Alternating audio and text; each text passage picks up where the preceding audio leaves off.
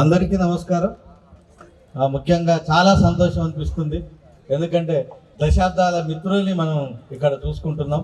ఎందుకంటే మల్లికార్జున ఒక 2-3 దశాబ్దాల యాక్టివిస్ట్ చేయబట్టికే మరి ఒక మంచి సంకల్పం అనే కార్యక్రమాన్ని ఎనేబుల్ ద్వారా తీసుకున్నందుకు వేదిక మీద ఉన్న పెద్దలందరికీ కూడా నమస్కారం.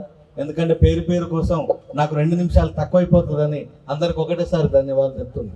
సోదరులారా, సమయం వచ్చింది కాబట్టి మనం అన్ని కూడా సంకల్పంలో మంచిగా సమరం లాంటి మంచి సమస్యలు కూడా మాట్లాడుకోవాలి. నిజం కూడా ఇది ఒక మంచి ప్రోగ్రాం. ఎందుకంటే ఒక 35 స్టాల్స్ పెట్టి ఏ స్టాలు, ఏ సంస్థ ఏం పని చేస్తుంది, ఏ కార్యక్రమం చేస్తుందో తెలుసుకోవటం. ఎందుకంటే ఈ రోజులో కృష్ణమూర్తి గారు మాట్లాడారు, ఇప్పుడు సమాచారం విపన్. అందుకే మీ మధ్య ఒక 30 సంవత్సరాలకు పైన పనిచేసి ఒక జవాబుగా ఇప్పుడు లైవ్ కూడా పెట్టాం. మనకి ఈరోజు రాష్ట్రము, 2 రాష్ట్రాలు, దేశం అంతా, ప్రపంచం అంతా కూడా మన ఈ ప్రోగ్రాం చూస్తుంది జవాబు టీవీ ద్వారా.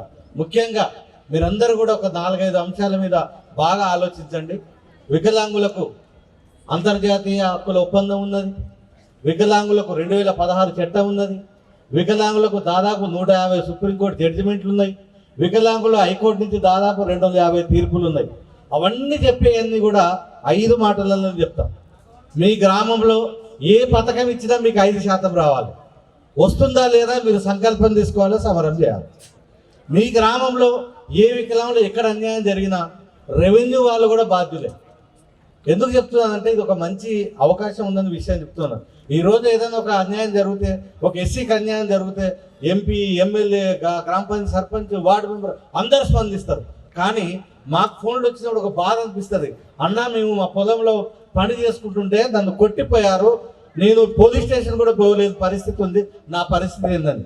దానికి ఒక చిన్న సంకల్పం మీరు చేయాలి. నిన్ననే మన గవర్నమెంట్ ఒక ఆర్డర్ తీసింది, సెంట్రిక్ పోలీస్ అని, సెంట్రిక్ సెంటర్ పోలీస్ అని. ఏ వికలాంగులకు అన్యాయం జరిగినా అక్కడికే పోలీసులు వచ్చి ఎఫ్ఐఆర్ చేస్తున్నారని. కానీ అందులో మహిళలు చెప్పారు, పిల్లలు చెప్పారు, వికలాంగులు లేదు.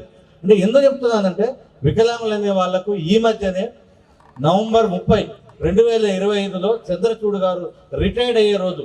ఎందుకంటే చాలా విషయాలు ముఖ్యమైన చెప్తున్నాను. ఆయనకి 2 వీల్ చైర్ పిల్లలు. రిటైర్డ్ అయ్యి 30వ తారీఖు రిటైర్డ్ అయ్యే రోజు ఉదయం రిటైర్డ్, మధ్యాహ్నం రిటైర్డ్ కావాల్సిన, సాయంత్రం రిటైర్డ్ కావాల్సిన మనిషి ఉదయం జడ్జిమెంట్ ఇచ్చి ఒక డిక్లేర్ చేశాడు. అదంతా మనందరికి తెలవాలి, ఈవెన్ ఆఫీసర్స్ కూడా. Accessibility is a fundamental right. మనకు రాజ్యాంగంలో ఆర్టికల్ 14, ఆర్టికల్ 21 ఎట్లా మాట్లాడుకుంటామో ఫండమెంటల్ రైట్. ఈరోజు అనుకూలత అనేది ప్రాథమిక హక్కు. ఈరోజు ఎనేబుల్ సంస్థ కూడా ఇది ఒక అనుకూలమైన వ్యవస్థను క్రియేట్ చేసింది. ఇక్కడ చప్పలు కొట్టండి అందరు గట్టిగా, తప్పకుండా అందరం గట్టిగా ఇంకా.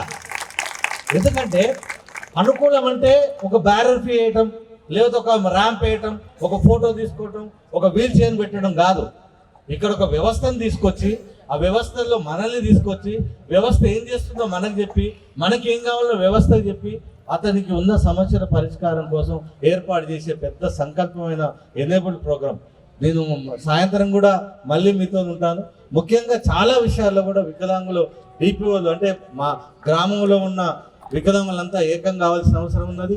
ఈ కార్యక్రమం ద్వారా ఒక ఆశ ఏంటంటే, సంకల్ప ఆశ ఏంటంటే, గ్రామస్థాయి వికలాంగుల సంఘాలన్నీ ఏకమై చాలా సమస్యల మీద మాట్లాడుకుందాం.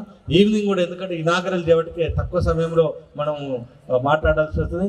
ఏది ఏమైనా వికలాంగులందరికీ కూడా ధన్యవాదాలు చెప్తూ, వికలాంగుల ఐక్యత, వికలాంగుల ఐక్యత, జై వికలాంగ్, జై తెలంగాణ, జై Hind. Thank you. TV, share it, like it, comment it.